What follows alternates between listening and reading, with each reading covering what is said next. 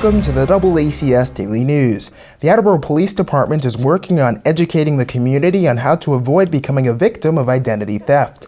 APD crime analyst Anthony Stevens shared more. Good morning, my name is Anthony Stevens. I'm a crime analyst with the Attleboro Police Department. We're here today to talk a little bit about identity theft, and it's such a broad topic. The interesting thing to note, there was a study done, was published in 2018, and they looked at figures for 2017 countrywide, and what they found was that approximately 17 million or so people were victims to identity theft in the United States, and about 17 to 18 billion dollars fraud was actually committed in connection with those identity thefts.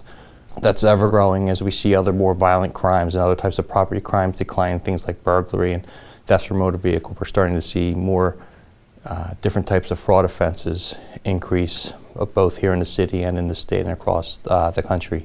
Most often, identity theft comes in conjunction with other types of crime. So for instance, someone breaks into your car. Sometimes what we find is that most thieves target things like loose chains or GPSs, but a lot of times victims leave their wallets or maybe their checkbooks in the car. So they'll take those items and attempt to use them around the same time frame later that day.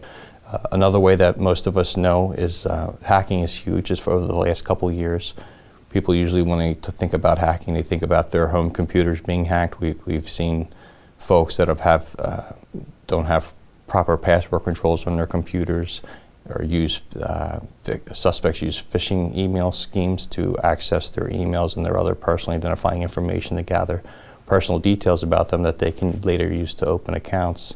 So those are two of the more well-known ways when we talk more about the hacking incidents, and it's garnered a lot of news in recent years, is that companies that have your information are also being hacked, and they're not finding out till much later that these incidents have occurred, and it's happened with millions of people, some of these data breaches, and it's tough to kind of combat.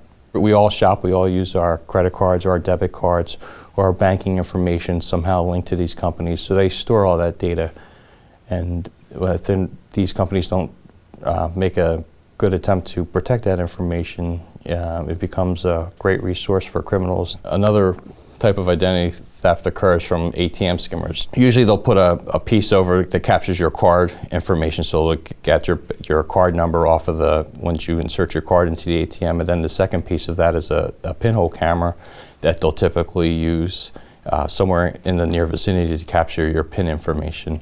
Scammers using these types of skimmers most often will be a little bit more clever, so they may not put the first portion of that captures your. They may put the first portion of that skimmer not necessarily on the ATM itself. They may put it on the door entry. We still see a lot of mail fraud. A lot of times there's a type of theft called phishing, and when we talk about mail fraud, we usually talk about theft either from your home mailbox or from a post office box. We've seen over the last 2 years incidents of mail being stolen from post office boxes. Generally, these post office boxes are one that sit on street corners or even at the post office outside of the building itself. Suspects use a technique called phishing. We won't go into all the details, but they're able to successfully remove your mail. Oftentimes it's bills, or you're paying bills with checks. Or it includes your account information, so they're taking that information and putting it on their own counterfeit checks. As soon as you realize that you're a victim, is to contact your financial institutions.